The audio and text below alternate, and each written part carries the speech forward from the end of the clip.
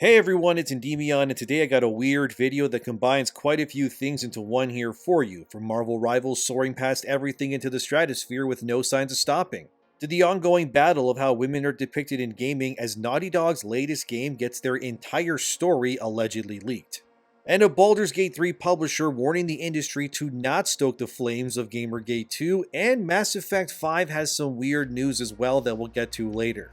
And yeah, now I'm going to show you how this all somehow connects, so let's get this going. Firstly, Rivals has crossed 20 million players as of yesterday, which is genuinely insane for any game to do these days. Yeah, I can already hear people saying, but it's free to play. Doesn't matter guys, attracting anyone to your game within an industry with a finite amount of players whose attention is being pulled in every single direction constantly, well, it's no small feat.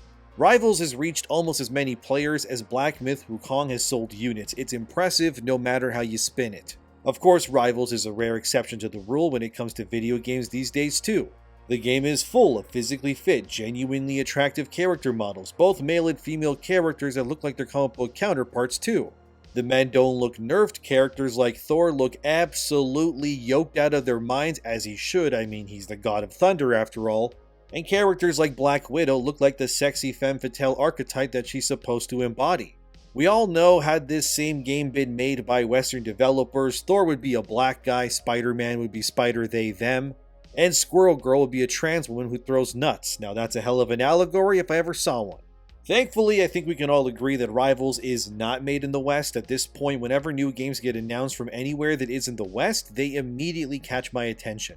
Because it's pretty obvious that the West has a very bad case of uglifying and making their female characters look like whatever the hell that is in Naughty Dog's Intergalactic. Now, while this is technically a Marvel Rivals video, I'm going to now show you an article from a Baldur's Gate 3 publisher that ties into Rivals in a weird way that'll make sense as you watch. This comes from GameReporter.com and it's titled, Baldur's Gate 3 Publisher Warns of Industry Division as Naughty Dog's new game trailer faces backlash. So in case you don't know, Naughty Dog's new game Intergalactic is causing a lot of people to roll their eyes because it has all the usual nonsense we expect from Neil Druckmann over there at Naughty Dog. The purposely ugly female main character, tons of diversity, smugness, complete rejection of what male players want, all of it. Obviously, Marvel Rivals is the opposite, which is why it's the perfect comparison to something like Intergalactic, but here's what this Baldur's Gate 3 publisher said. 2025 and beyond is going to be an extremely tough time to ship a game, with Division spilling into everything.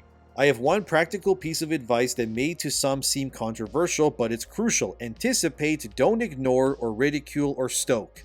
Figure it out, navigate the waters, even if you think they're unfair or that the sea shouldn't be so rough. The reality is that it is. This sparked a lot of conversation. It's pretty much BG3's head of publishing here telling the games industry, please, for the love of God, don't antagonize the player base out there in 2025, which is sound advice, but we all know it's probably going to fall on deaf ears. If 2024 proved anything, it's that the industry by and large hates their consumer base pretty much completely. They hate that white male gamers still exist. They hate that all of their attempts at slop got rejected, and they especially hate that now players have a unified organized force of attack against any nonsense they try to throw our way, although I disagree with this BG3 publisher myself. Because it's very easy to not stoke players' anger if you just simply give them what they want and stop pissing in their drinks and demanding they drink it or calling them bigots. Space Marine 2 is a great example of this, a game that came to zero controversy at all. It didn't pander to nobody, didn't try to say white man bad like so many other Western games do these days.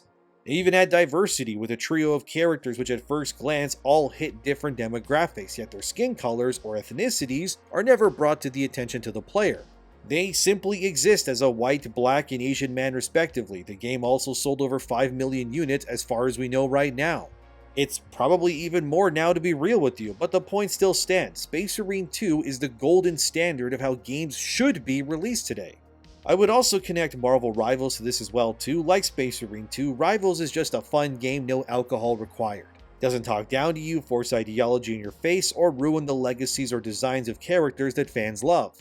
It genuinely feels like a game that was made by people who actually understand what the customers and the players want out there. They want idealized look of characters, not genderless looking smug girl boss main character numero 69, but attractive cool character designs that make players want to buy skins to dress those characters up. Rivals is the antithesis of what the game industry wants from the games within them, from a Western sense, I mean, of course. Because not a single character in Rivals' roster has some lore dump that I'm aware of anyway, where a character goes out of their way to tell people, did you know that I'm non-binary? Cause I am. Hey, are you listening? Did you know that I'm trans? Oh wait, my bad, that's actually exactly what Concord was like. And what happened to Concord again? Oh right, that happened. You see what happens when you just give people what they want without your stupidity being forced into it makes things better for you in the long run. And I think what Rivals and Space Marine 2 did this year are clear examples of what we need more of. Less ideology, less stupidity, and more clear-cut return to basic depictions. And stop shoving gender ideology down players' throats, thank you very much too. It's pathetic that this Baldur's Gate 3 publisher has to say this in the first place, and by the way, I'm not saying that they are pathetic or anything, but that the fact that they need to remind people to not act like morons or think that they're holier than thou is a thing. After all, look at what happened with Avowed and the art director there, textbook example of what not to do when it comes to games today. The last thing most games need these days is controversy, yet the devs, directors, and the games journalists out there, they just can't seem to help themselves. Cause the pie, if you will, that is player retention and profits is getting smaller. There's more mouths than ever eating from the same source.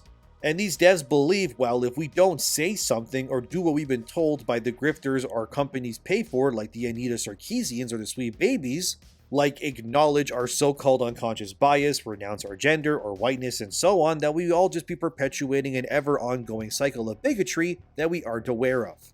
And the first project we started moving forward on was called Mankind. And the idea is very similar to what you've seen in The Last of Us, that the cordyceps has jumped from insects to people. And the people it infects, it can kind of create monsters or kill them.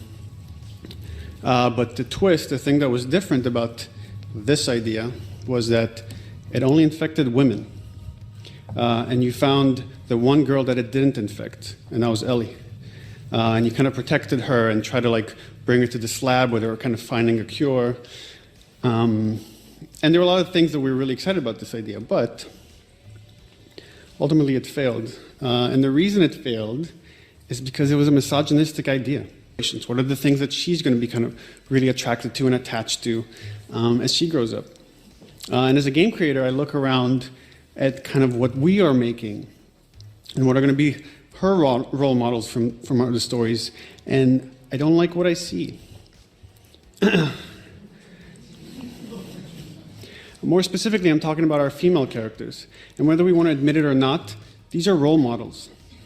And yet we sexualize, we objectify, we marginalize, and we reduce these female characters to a lot less than they can be. And this is coming from a guy that almost made a really misogynistic game. So I kind of know what I'm talking about. So once this thing failed and I had this awakening, almost exactly at the same time, this Kickstarter happened about the tropes versus women in video games. And while you might argue with the way it delivers its message or whether every point is exact, you can't argue with just the pattern that you see in the industry. So I was really intrigued by this. The videos for the video games hadn't come out yet, but I watched the rest of Anita's videos, and I realized it's not just a problem in games, it's actually throughout entertainment. Which isn't actually bigotry, but just some fancy words that these seminar grifters tell companies to line their pockets so they can get fat and rich off the nervous studios and publishers who are deathly afraid of being called racist by their peers. You can tell that Rivals was not made with some gender consultant on staff, because there's no need for that in the first place. You don't need to pay some blue-haired freak $100,000 to tell you that Mantis is a woman, or that Captain America is a blonde-haired, blue-eyed white guy. Just use Google. You'll find it out yourself for free. Because people have eyeballs, and the comics obviously already exist. It's not hard to see. I can't imagine hiring someone like Anita Sarkeesian and then spending hundreds of thousands of dollars for her to look at your character designs and go, yeah, this is too hot and sexy. Make her look like she eats bugs and drinks soy for breakfast, lunch, and dinner instead. The fact of the matter is that whether these industry types try as hard as they do, the point is that sex sells no matter what. Concord and Rivals are two sides of the same coin, and their reception and fates paint two very different pictures. Where, when you push gender ideology like in Concord, your game dies forever in just 2 weeks. And when you give players what they want without the agenda, you end up reaching 20 million players in under 2 weeks. I don't think what this article or the BG3 guy is saying is necessarily wrong either. I just think that the fact that you need to remind actual grown adults who work in jobs in this industry that, yeah, maybe stop putting slop in your game and antagonizing the customer is probably a good idea. Will they take the advice? I don't know. However, I do want to bring attention to something I saw floating around about Mass Effect's next game. Is this real? Could it be fake? No idea. Take this all as speculation for now, but someone on Reddit who claims to be a contractor who's working on Mass Effect 5, or 4 if you don't count Andromeda, where they said, "We got an all-hands-on-deck meeting last week. Devs were asked to delay features, art, and content that may be deemed woke or political, and defer them to future patches. As QAs, we were tasked to report if we audit or detect anything that might resemble them so they can be fixed. The company wants to launch the game as clean as possible and introduce woke stuff silently through patches. I fear this might be industry-wide. They wouldn't be issuing this so early otherwise, so tread carefully, that's all." So this is a quality assurance person, I guess. Again, grain of salt and all of that, but this wouldn't really surprise me. It's obvious the damage Veilguard did to Dragon Age was monumental for BioWare as well, so going down this path might be how they do things in the future, but I think it will even be worse if they do end up going down this route. Case in point, releasing your game to look traditional or based for sales, then over time adding in pronoun options or woke elements later on, after people bought the product, is going to understandably start an SHIT storm of biblical proportions for someone like BioWare. This would be like if Rivals in 5 months started to patch the game and suddenly Black Widow is morbidly obese and takes up more room than Venom does. Or if Squirrel Girl suddenly became a man, or Captain America was suddenly a black woman with a septum piercing, because they all have those these days. Have you been noticing that too? Anyway, this chess move that BioWare is allegedly attempting to do here is beyond moronic, and they will kill their studio even faster if they end up doing this. Obviously, people will defend them saying, "Oh, well, you passed the 2-hour mark for refunds, so BioWare can now do whatever they want." But the customer can't push back saying you are changing what they were being advertised as a product when you sold it. It's like ordering a pizza online, and then you hear a knock on your door, and then the delivery guy hands you a box that's just full of worms. Sure, they could argue and say, well, you bought what was advertised, but clearly what was given is not what the customer paid for. If this is true, which I can't confirm if it is, but if it is, yeah, BioWare, if anyone there is watching this, don't do this. Because you're going to get bodied so hard that your studio will implode, and not to mention the amount of consumer trust you'll lose for your next product that you end up releasing, even if you end up getting there assuming that you survive the mass refunds and so on from this moronic idea you guys are allegedly pushing. Just best not to do that at all and just give players what they want and that's it. Mass Effect 5, or 4 if you don't count Andromeda, doesn't need extra pronouns or anything like that, and don't give me the "oh well it's in the future" gotcha, because Mass Effect 1 through 3 were also in the future, and there were no extra pronouns there either. Stop doing this crap. Just give us a solid game that resonates with the fan base. Also, someone sent me this post from Reddit from months before Rivals shipped, and it kind of painted the picture I'm trying to convey here as well, which reads, "Can we just throw some backlash on Marvel Rivals? I've been on the fence so long with Overwatch for years. It has diverse male body types, and then female characters are copy-paste with a bare handful of diversity. And these diverse female characters are given such a little amount of attention in cosmetics that it's clear they don't care for them.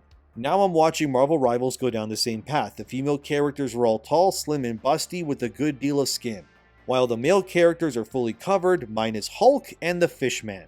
It's so clear that they just only care for straight male gamers. At this point, it's just a slap in the face. They know what they're doing. It's disappointing since the MCU did such a good job making women less objectified. Fans of the MCU will be playing this game. Very few people read the comics in comparison. Making it accurate for them is a joke. Can we just start making noise on these issues? I feel like I just waited a decade for my dream Marvel game, and now it's pretty much implied that this game isn't for me." I think this was a good thing to show because despite it being months old, it does convey what the BG3 publisher guy was saying, and how things can go from Concord to Rivals very quickly. The point of the matter is that Rivals dev team knew that making the game for people like this individual would be a death blow to their game. And the fact of the matter is that if you have a game full of heroes running around fighting each other, objectively there wouldn't be anyone that is overweight. There just wouldn't be. They're called superheroes for a reason, because they're beyond what a normal person is. They are idealized and in top form across the board. They're not meant to be ordinary people because they're not ordinary. It says superhero in the name for a reason. Plus, if they ended up making Black Widow or Psylocke fat, what would that achieve? How would Psylocke be a ninja but also be overweight? It makes no sense. The two pretty much cancel out each other. It's kind of like someone convincing you that Dave Blunt's guy could be an acrobat. Yeah, ain't no way that's happening, guys. Come on, be honest with yourselves. There's a direct correlation between health, strength, and visuals. I'm fine with them adding curvier characters that still look strong, like Squirrel Girl, no problem.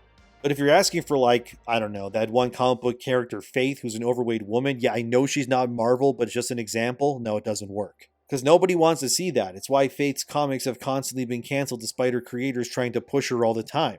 Nobody wants to see an overweight woman or man fighting crime. Nobody wants unidealized forms of people doing these things because there's nothing extraordinary nor believable about it. If Batman was 700 pounds of fat and you saw him jumping on rooftops, you would have questions. Like, how can he do that first, and what sort of cement is Gotham City using to ensure there's no damage to city infrastructure from his fat ass running around like that? I think what these people wanted was actually Concord. It was kind of the answer to all of their needs and wants. And there very obviously was not a big enough, pun intended, demographic of overweight comic book fans who wanted games or whatever like that, since Concord is dead as hell. The point here is that what these people are trying to push onto players for years now is simply the antithesis of what people really want to see. Marvel Rivals, in my opinion, is the right way of going about these things. Give players what they want, remove as much stupid agenda nonsense as possible, reject anyone who calls themselves consultants that have anything to do with gender, and you will have a game that is devoid of stupid stuff. What this BG3 publisher is stating is sound advice, however, I doubt it will do much. It will fall on deaf ears, and we're still going to see many games that try to push these things, which now leads me to Naughty Dog and the second half of this video. Okay, so there were leaks on Naughty Dog's intergalactic story. I can't say if they're true or not because I don't know. However, I'm going to now read what this leak said for the story, so if you don't want intergalactic stories ruined for you, now would be a really good time to click off of this video. But to be real with you, if this story that I have in front of me is indeed real, this game's story, it's gonna be ass. I'll paraphrase parts of what this leak said, but pretty much it states that this bald-headed chick, Jordan Munn is her name, is a member of a group of criminals called the Five Aces. The leader is a man named Lewis, played by Tony Dalton. He disappears without a trace, causing the Five Aces to disband and drift apart. Jordan shaves her head apparently to hide her identity better, and Naughty Dog knew people would hate this look, which is stupid, but alright then. Jordan is also a bounty hunter who wants to find her former partners, and the game takes place on that planet in the trailer, and it's called Semperia. Also, there's no space combat in the game. The ship you see is just a cutscene, but the ship is customizable as a living space, and it is your base of operations. Anyway, the plot is that Jordan gets a tip that one of the aces named Colin is on Semperia. And apparently all the other aces are contacted by Lewis, their leader, to come to Semperia to meet him, except for Jordan. She of course goes anyway, of course, and then an EMP disables her ship, causing it to crash when she enters the planet's atmosphere. The game is then described as an open-world, Uncharted-like game mixed with sci-fi elements. Most of the enemies are detailed as AI-driven machines, with varieties in how they're shown, so ranged enemies, melee, vehicles, etc. You get the picture. And then as you discover each member of the Aces, they join Jordan on her crashed ship, and then you can talk to them and learn more about them. Once the other 3 members of the Aces are found by Jordan, making them now 4, an alien race that lives on Semperia called the Semperians arrive and kidnap all of Jordan's friends. The Semperians are then described as human-like, but can spread their insect-like legs out of their bodies like spiders or something and then climb onto walls. They also apparently have night vision. The game then takes a hard turn at this point and becomes a more survival horror-like experience. Think Last of Us with aliens, I guess. The game's story is now Jordan traveling into the tunnels of Semperia to find her crew, fighting off Semperians as she makes her way deeper underground. Jordan eventually discovers that the Semperians worship what they call the Heretic Prophet, which pushes a prophecy onto the aliens. The prophecy says through generations upon generations of suffering, the Semperians would eventually be saved by a messiah-like figure that would lead the Semperians back to their ancestral home. Yeah, if true, this means Neil Druckmann is doing the whole Israel-Palestine thing again, with the aliens, I guess, being the Israelis or the Palestinians. I don't know, big yikes, let's keep going, whatever. Also, the AI machines that you've been fighting the entire game would then be revealed to be machinery created by the Semperians as weapons that they would use to invade their ancestral home. And this has all been going on for well over 1,000 years, but why can't the Semperians leave, you may be wondering. Well, the planet they exist on has some sort of unique EMP atmosphere that the Semperians could not figure out how to pierce through. Which is why in the trailer, when the eye patch lady says nobody has returned from that planet, well, yeah, it's because all the machines break down as they leave, apparently. Jordan then watches as every one of her team members gets killed by Lewis, the leader of the Five Aces. Lewis also reveals that he is partnering with the Semperians as well. Lewis tells Jordan he never meant for Jordan to come, that's why he never contacted her. He only contacted his other team members to come here so they could serve a means to an end for him. Was it for their spaceships? Some sort of technology they have, their unique skills? No idea, the leak doesn't say, so I don't know. But Lewis then reveals that he informed Galactopol, which is basically the Space Police Federation of this world, that he and the Aces would be on Semperia.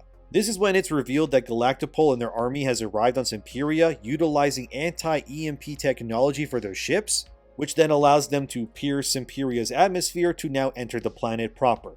Jordan is imprisoned by the Semperians, and Lewis and the other aliens team up to fight Galactopol. I assume Lewis is meant to be the heretic prophet, or the chosen one in the aliens' eyes. It's also revealed as the big twist of the game that Semperian aliens are actually not aliens at all, they're actually human beings. The Semperians are apparently humans that were sent to the planet via quantum entanglement by accident while humanity was trying to discover how to create faster than light travel through space, and for whatever reason, when they were trying to discover this through trial and error, these failed human experience would be sent to Semperia exclusively. After 1,000 years or so of living on this planet, the world's unique environment caused the human beings there to rapidly evolve into these humanoid insect-like creatures, hence why they waited for a prophet to come to save them so they could one day come home to Earth. Again, yeah, Neil is doing the whole Israel-Palestine thing like he did in Last of Us 2. Anyway, the final act is Jordan running through a war zone of a Galactopol versus Semperians. Everyone is dying, two sides needlessly killing each other for dominance over lands and resources. Again, Neil being very political, and then Jordan hunts down Lewis, who she then fights as he's in like a big tank or something. He of course loses, and then before he dies, he pleads to Jordan to help the Semperians so that they can see their home once again. Then the player has the choice to help the Semperians defeat Galactopol, or help Galactopol defeat the Semperians. And the ending is whichever choice you make, that side ends up winning. And then you end the game leaving Semperia behind on Lewis's ship that is now retrofitted with anti-EMP tech, allowing Jordan to leave the planet behind, and that's it. Overall, it sounds fine, I guess, if this ends up being true, of course, but it does sound a lot like many other stories I've heard before, where the aliens are just evolved humans, typical father figure is the bad guy, etc. plot. I'm sure the game will look nice and probably play fine, but we'll have to see, of course. But that is the leak as of right now, so what do you think of this if you actually did stick around to listen to this part? But I think the character designs are still objectively bad. Naughty Dog is facing an upward battle here, and they would be smart to change things prior to this game's release. And the fact this is meant to be a franchise, I don't know, man. I guess they could just tell other standalone sci-fi stories in this world. But the game's story, as far as I know anyway, it has no real aliens in it. It's just humans versus humans, but weirder looking. It's obvious that Neil is doing his usual political undertones again, but anyway, I think this video is long enough as it is. While the BG3 publisher guy telling everybody to simmer down so things don't get worse is a smart move, I really don't think that the industry will listen very much to this. And the whole nonsense surrounding Marvel Rivals and now Intergalactic tells a very different story of how easy it is to both give players what they want, versus giving them something that they are so desperately tired of as well. As always, let me know what you think. Thank you for watching, subscribe, thanks to my supporters, and take care of yourselves, and I'll see you in the next one.